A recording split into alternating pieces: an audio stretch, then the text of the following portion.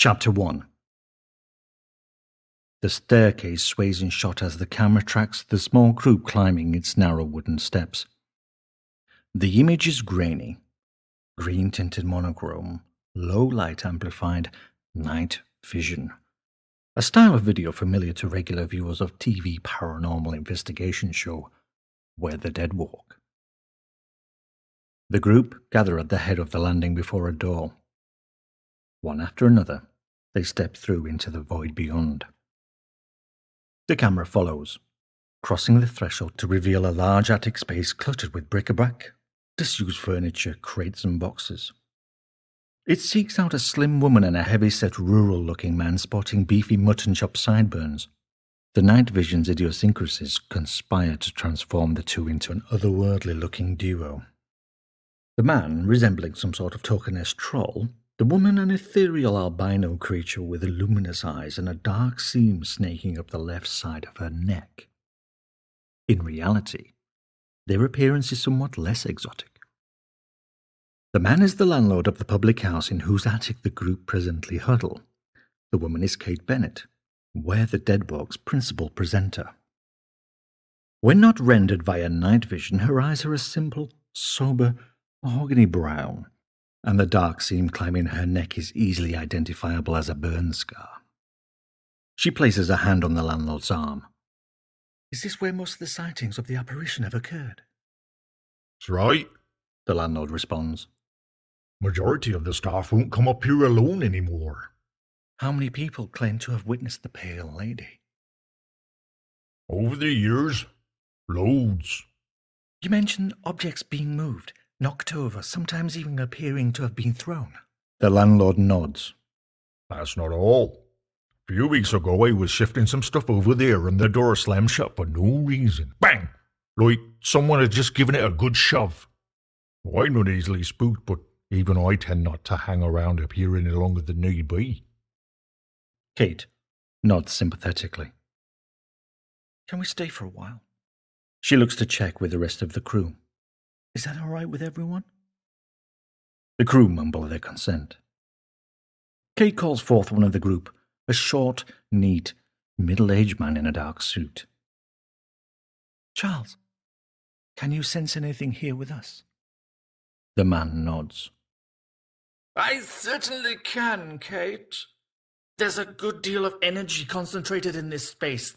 I'm certain at least one presence is... He pauses, his face registering surprise. Goodness me. Did anyone else feel the temperature drop?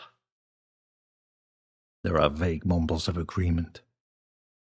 The man, Charles, looks around as though he's trying to track something travelling among the cobweb rafters. I feel strongly there's some manner of unfinished business connected to... He closes his eyes, cocks his head to one side as if hearing something the others cannot. He sighs decisively. The spirit belongs to a woman, one burdened with a terrible anguish, a feeling of unforgivable betrayal.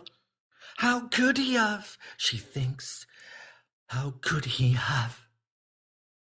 The man breaks off abruptly, startled by a loud crash. The camera spins round, wobbles uncertainly for a moment before pulling focus on the shattered remains of a vase on the floor.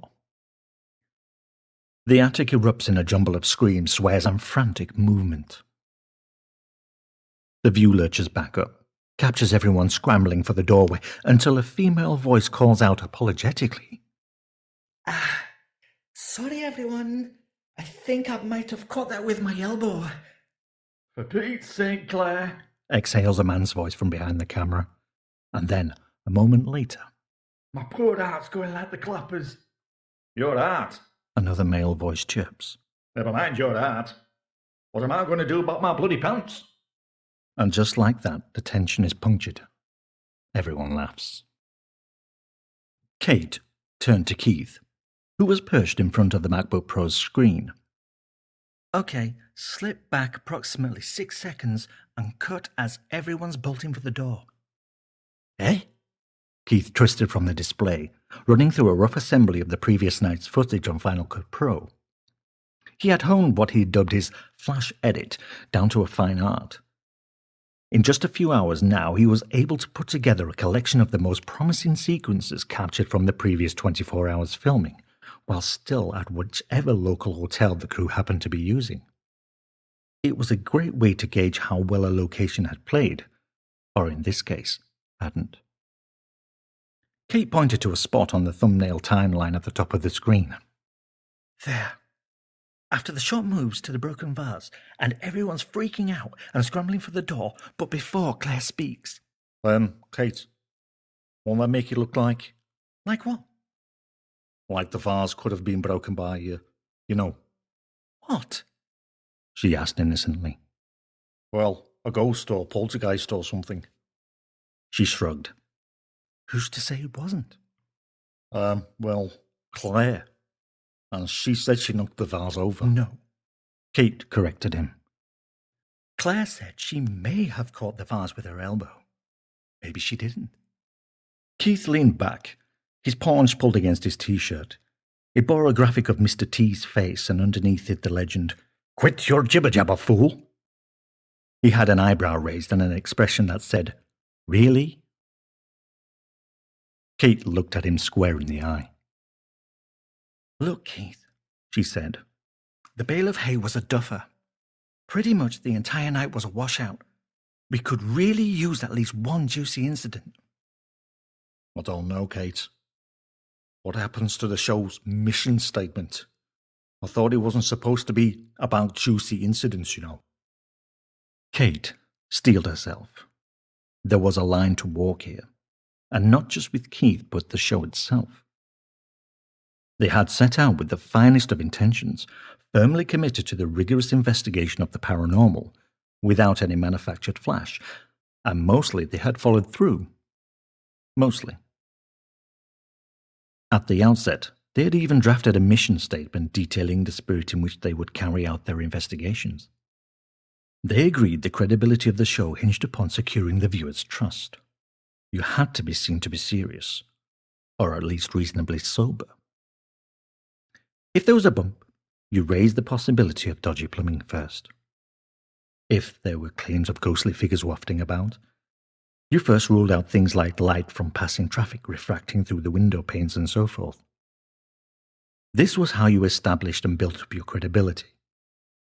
Then, when you did encounter stuff that wasn't so easy to explain away, it had greater impact.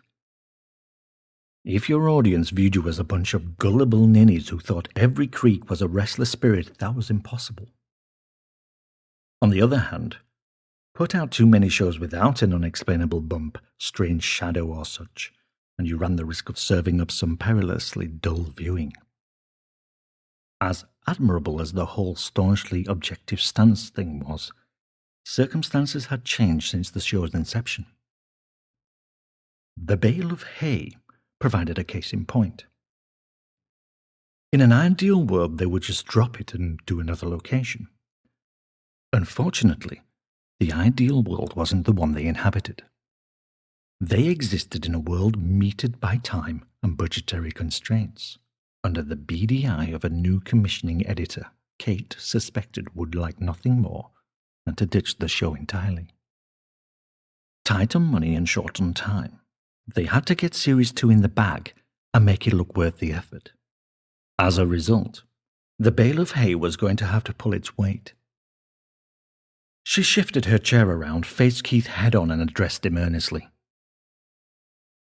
Can I ask you something, Keith? Sure, Kate. Why do you think people watch our show?